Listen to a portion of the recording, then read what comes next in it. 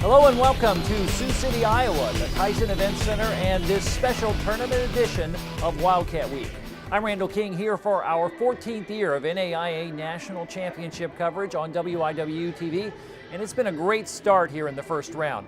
On this court just a few hours ago, the Lady Wildcats opened up tournament play, taking on Bryan College of Tennessee, a team with a lot of wins, but not a lot of experience at this level.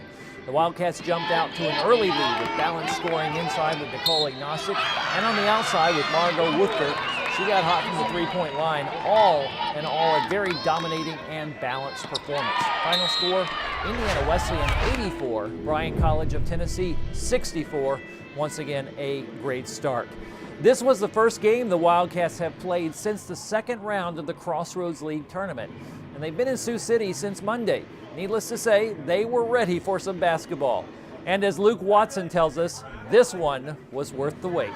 Out to Woofter. Woofter looks, pops out, takes the three. Hit it The Lady again. Wildcats took on Bryan College in the first round of the NAIA Championship Tournament and caught fire early in the game. Leading the way for IWU was Margot Woofter with 7 threes in the game. She grabbed 4 rebounds as well. I seriously just I prayed that before. I was like, Lord, I know you've blessed me with this ability, and I just pray that I would glorify you, and I truly felt his spirit in me tonight. It was so much fun. Not to mention my teammates fed me the ball, which made it easier. Carly Lange had 10 points and chipped in 5 rebounds.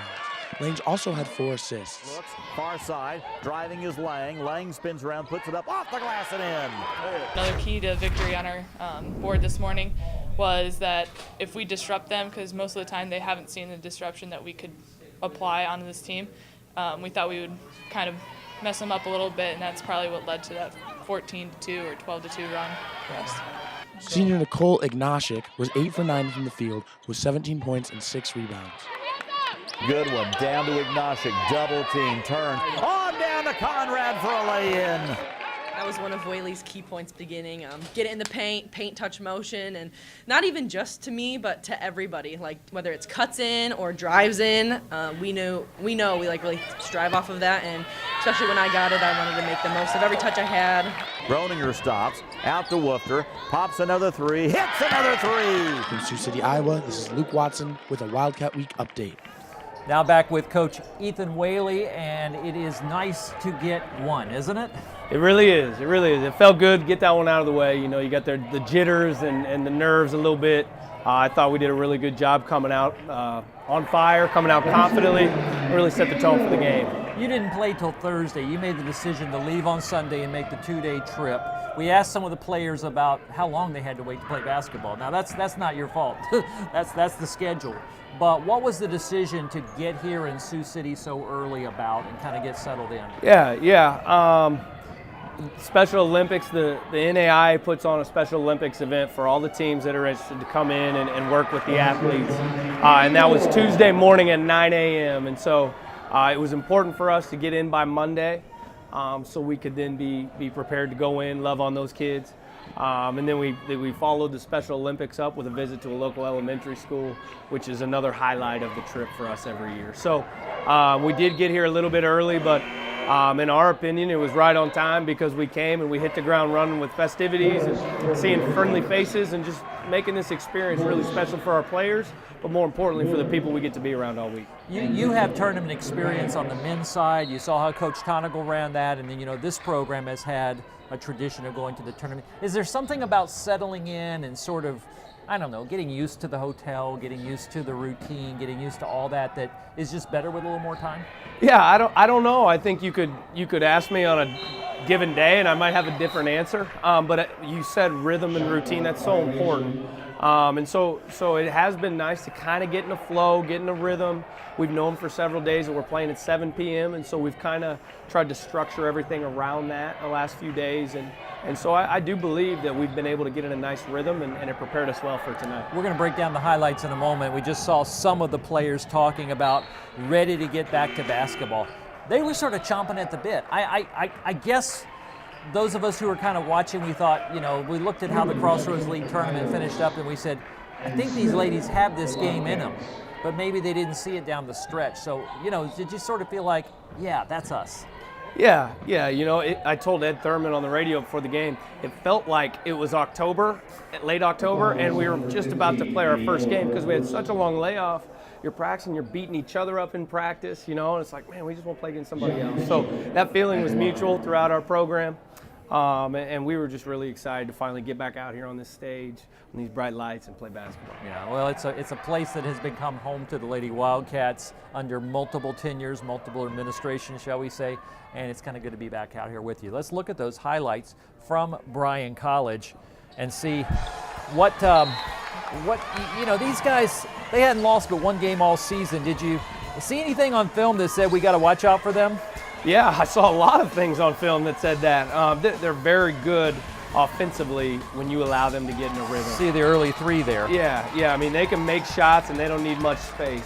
And that's Margot, and we saw a lot of that. Did you just sort of wait for her to step up and said this is her time, or is it just a matter of that's where the ball was? Margot has been doing that all year. It just happened that she had a rough finish to our season. She was taking those same shots, they just weren't falling. But tonight they were falling and made me look like a really good coach. Right? Step back. I forget. Did she have 5 or 6? 7 threes, actually. 7 threes. That I like that math. Yeah. We're gonna win a lot of games if she makes 7 threes. Even a communication major or prof can do that kind of math.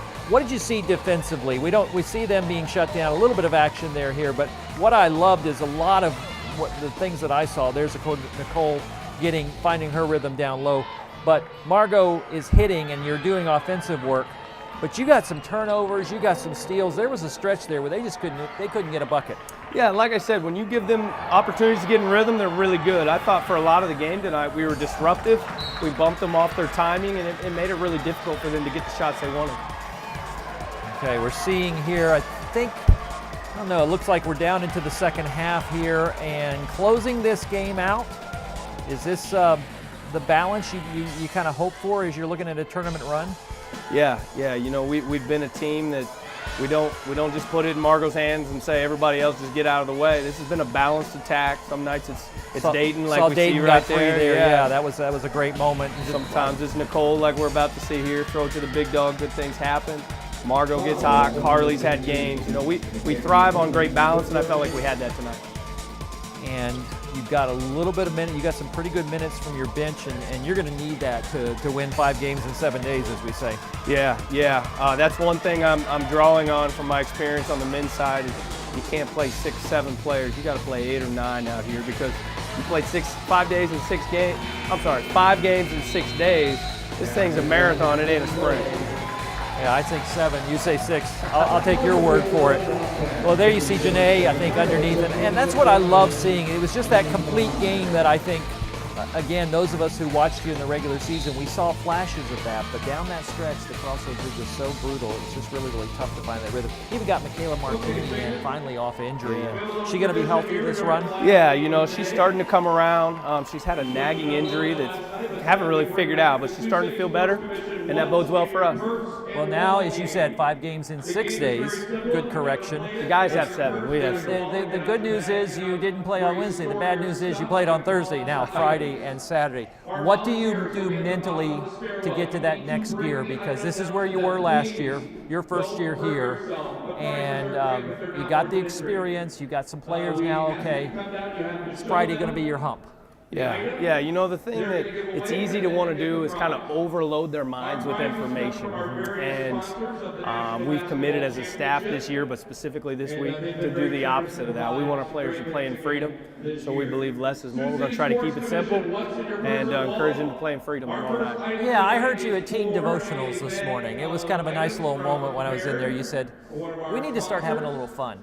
Is that something you've grown into as a coach, that sometimes you just got to say, hey, play ball? Yeah, it's so easy. These girls want to please so badly. That's part of why I love this group. But sometimes they forget, oh yeah, I'm supposed to have fun while I do this. And so we needed that reminder. Our staff prayed this morning before that time and felt like joy was a big word that we needed to play with. And so that's going to be a focus for us.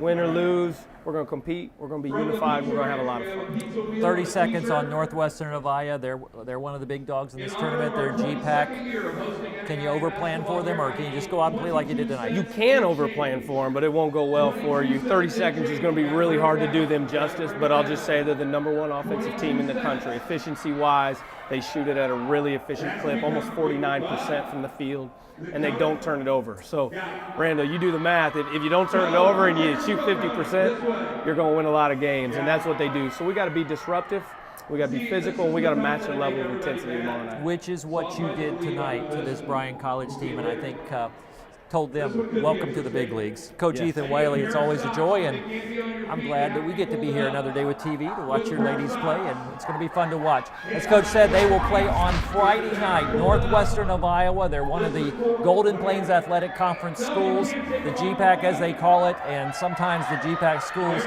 bring lots of fans, so it'd be great to see some IWU fans here. Again, if you can't be here in person, IWU versus Northwestern of Iowa, 8 p.m. Eastern Time. You can see it all live here on WIWU TV.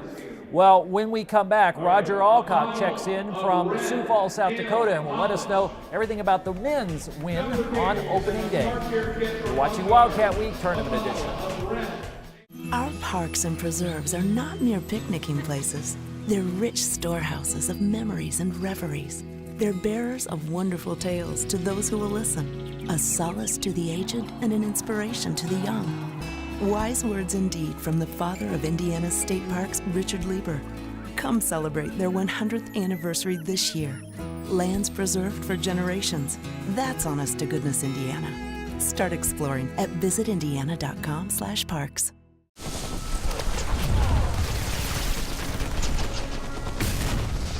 Battles aren't won solely on the field.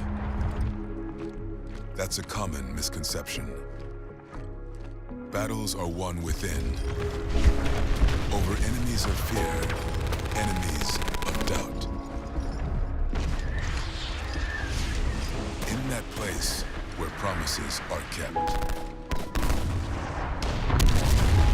Promises to oneself. Promises to one's community. Promises to one's country.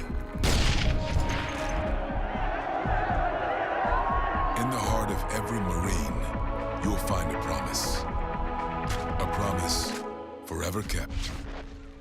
A promise of battles won.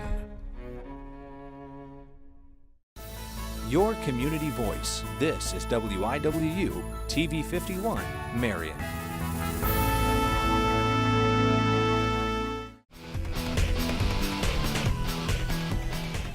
Well, welcome back to this special tournament edition of Wildcat Week. I'm Roger Alcock, joining you now from the Pentagon in Sioux Falls, South Dakota, the site of the NAI Men's Basketball Division II National Championship Tournament. On the opening day, the Wildcats were victorious 87-81 over Washington Adventist, so they advance now to the second round. Our Daniel McMurray takes us back, though, to yesterday, some of the sights and sounds of that opening round victory for the Wildcats. The Wildcats were victorious in their game yesterday against the shock of Washington Adventist, the number 8 seed from Maryland. Head coach Greg Tonagel has been giving encouragement to the players to keep up their morale. The coach is just preaching confidence, like all the practice, all the games, and I think that's just what the young guys really needed. It was just confidence. So we just came in with confidence, played with confidence, and things ended up working out. I took two spills in the second half, and I think the style of their play is just they like to get after it. They're really aggressive, and so we had to match that. I think the biggest takeaway is that just every team here is here to play, even if they're like one of the lower seeds. I think we've been learning that this season, just to give our best every game, and I think we pulled out an ugly one, but I think we knocked off a little rust, and we should be playing better in the next few games.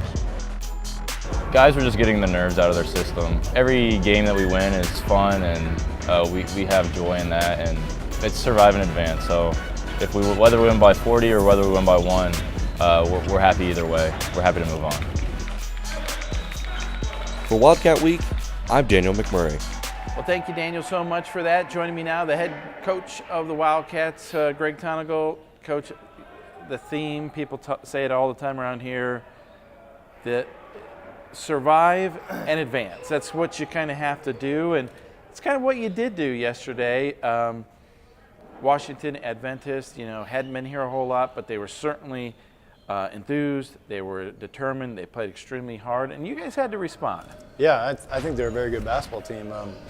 Very good defensively, very physical. We saw that play out throughout the game.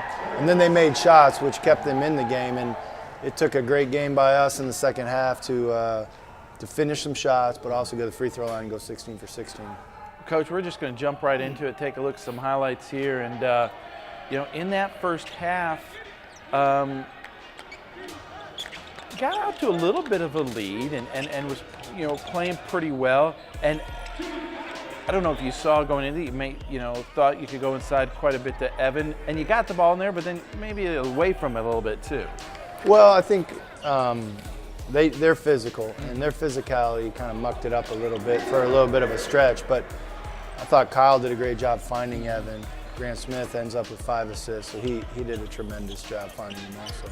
Kyle Mangus, 15 points in the first half. We've seen some games where he's got 30 points or whatever, but 25 of them come in the second half.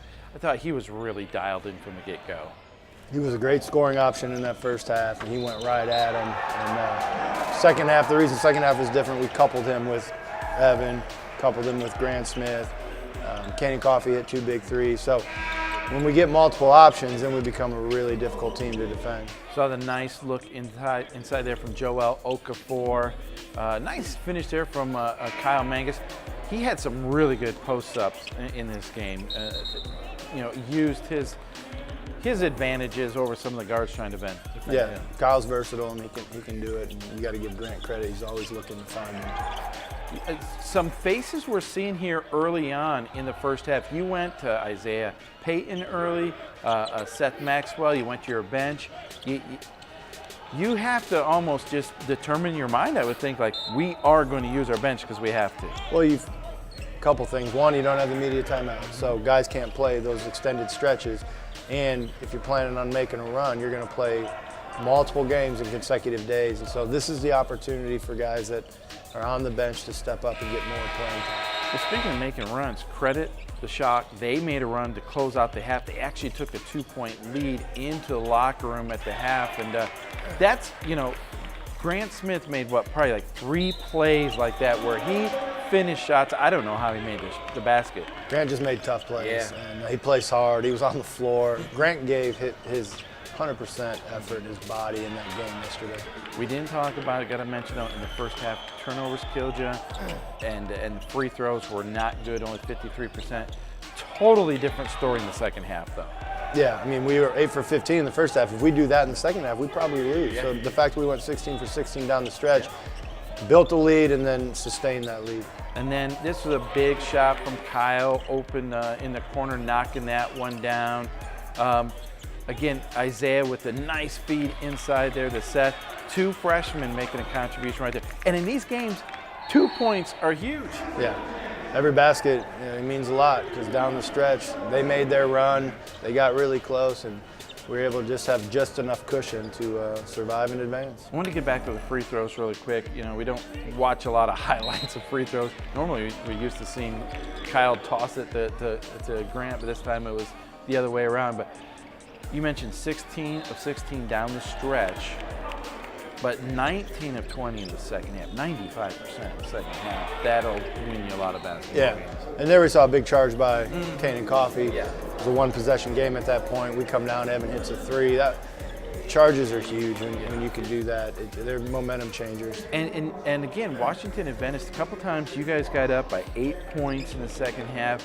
You had to use a 20-9 lead or a 29 run to take the lead, but they hit some big shots down the stretch. You did a good job, I thought, defending Mayimba, but they had some other guys step up. Sewell, Vine, they were again, they were an impressive team. I thought they were contested shots too, as you talked about. But a lot of their points came from second chance opportunities here. We didn't get a rebound. We got to come up with those. Yeah. We got to come up with those rebounds. You can't give a team second and third opportunities. Now, this was a big shot here by Kanan Coffey. Oh, excuse me, that's Kyle Mangus. But we do have highlights. We do have highlights of free throws, and it was a highlight. It was the difference in the ball game. Evan, especially, and Kyle down the stretch from the free throw line.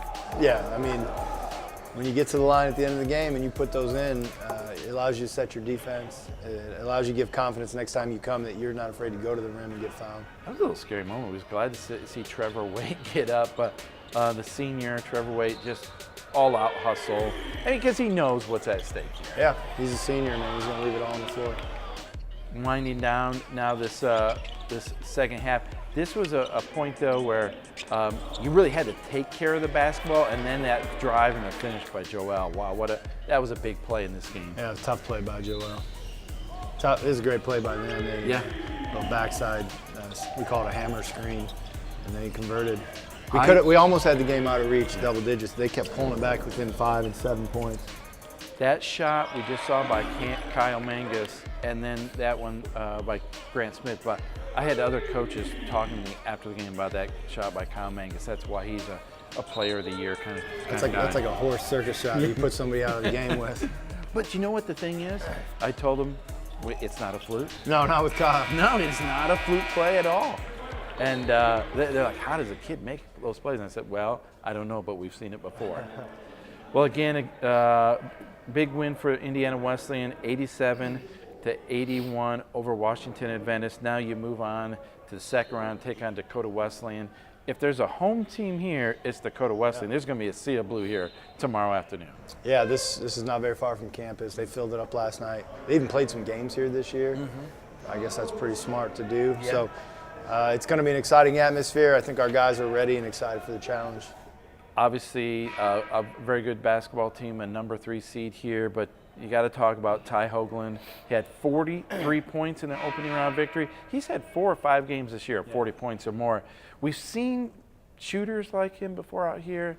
You always kind of do, but he's one of the good ones. He is. He's a heck of a player. He's a scorer. He's just a natural scorer. He's just got ability to put the ball in the hole, and he can do it a lot of different ways. Yeah. So there's not one thing you want to take away from him. You just got to play solid defense. All right. Well, again, Coach, congratulations on the victory. The Wildcats will take on Dakota Wesleyan Friday afternoon. It'll be a 1 p.m., approximately 1 p.m. Eastern Standard Time start. You can catch all the action here on WIW-TV. Well, again, when we return, we're going to go back to Sioux City, Iowa, where Randall King is going to put a wrap on the day for the women's basketball team and their national tournament. So don't go away. We'll be back with a special tournament edition of Wildcat Week right after this. Everyone deserves a decent place to live. Everyone. Decent shelter is something we all need to thrive. When a future homeowner partners with Habitat for Humanity to build or improve a home, Build. they build a better future for themselves and their families. For my family. For my family. For my family. Para mi familia. Your support empowers a family to help themselves. Help. Help. Help.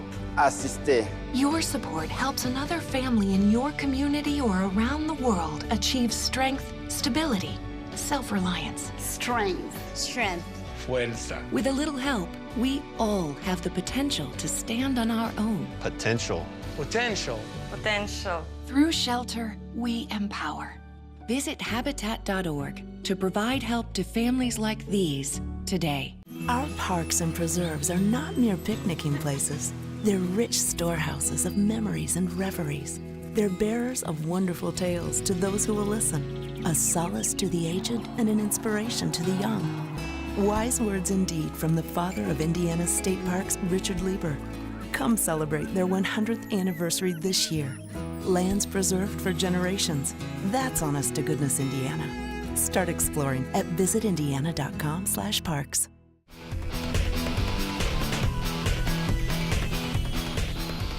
Welcome back to Sioux City, Iowa, Wildcat Week Tournament Edition. You've heard us say many times the Women's National Championship is a great tradition for this community, and one of the reasons is how the 32 teams always give something back when they're here to businesses, schools, and fans young and old.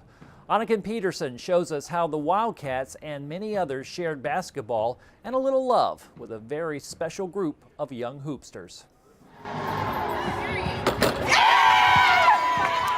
Tournament week is a chance for college basketball girls to shine. But before the action started, they gave up the floor to give others a chance to shine. Young special needs Olympians filled Tyson Event Center on Tuesday, the day before championship games began. We'll follow you. We'll hang out with you. You seem pretty cool. Teams paired up with 5 or 6 kids to play the variety of games stationed around the arena. Both players and special needs Olympians came together to encourage each other and to share their love for the game of basketball. This was the 18th year that the Catholic Diocese of Sioux City had sponsored the Special Olympics event. For some of the kids, this was a first time. It was a time for the kids to enjoy the love, attention, and the big arena. It was also a chance for the college basketball girls to take a breath before the big day and share a little of the spotlight with their friends. In Sioux City, Iowa, I'm Annika Peterson for Wildcat Central. You know, it's fun to see our team in another setting like that, and they really do enjoy those moments like that in Sioux City. Well, one more time, both Wildcat teams are playing in the second round, so we will be back on Friday with TV coverage. It starts with the men from the Sanford Pentagon in Sioux Falls, South Dakota, taking on Dakota Wesleyan at 1 p.m. Eastern Time, live coverage, starting with Roger Alcock in the pregame. And then we'll be back here at 8 p.m. from the Tyson Event Center for the Lady Wildcats against Northwestern of Iowa. You can catch all the game action right here on WIWU TV, and tell your friends to watch too. And the best way always to keep up on everything Wildcat is our wildcatcentral.tv website. You get all our videos, photos, and game information in one place right there, wildcatcentral.tv. And also be sure to check out our WIWU TV social media sites, Facebook and Twitter. We love hearing from everyone who's checking in and liking those and sharing them and retweeting as you follow the Wildcats. We hope you'll check it out, and we hope we'll be staying here in the middle of the country for a while longer. It's kind of cold here, very snowy, but it's really hot on these courts, and we're having a great time as the Wildcats keep winning. Until then, for Roger Alcock and the crew in Sioux Falls and everyone here in Sioux City, I'm Randall King. Thank you for watching on Wildcat Week.